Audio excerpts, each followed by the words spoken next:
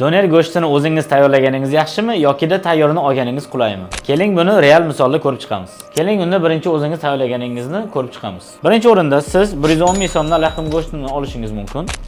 Marinovkalar uchun alohida mahsulotlar, kommunikatsiya uchun rasxod qilasiz.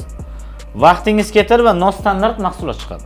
Garantiya yo'qligi bu aniq. Chunki ko'p holatda kuzatamiz, mahsulotlarni bir kuni sho'r, bir kuni tuzsiz, ertasi kun mazali iniliga qanaqadir qattiq holatda chiqib qolishi kuzatiladi. Bundan tashqari, xodimlarga alohida nazorat qilishingiz kerak bo'ladi marinovkalar uchun.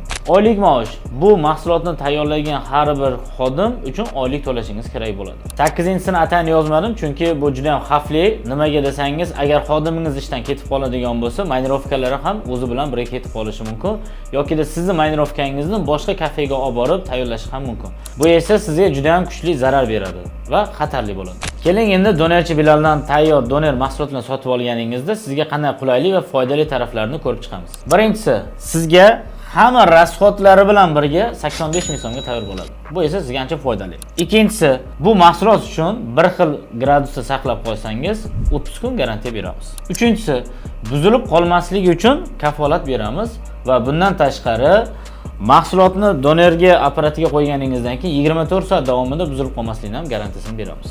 Agarda buzilib qolsa, sразу almashtirib beramiz. To'rtinchisi, standart mahsulot sizga yetib boradi. Buni ham alohida kafolatlaymiz. Beshinchisi, donerchi Bilal tomonidan, ya'ni shaxsan o'zim tomonidan sizga kafeingizni audit qilib beramiz yoki-da konsultatsiya xizmatini o'tib beramiz.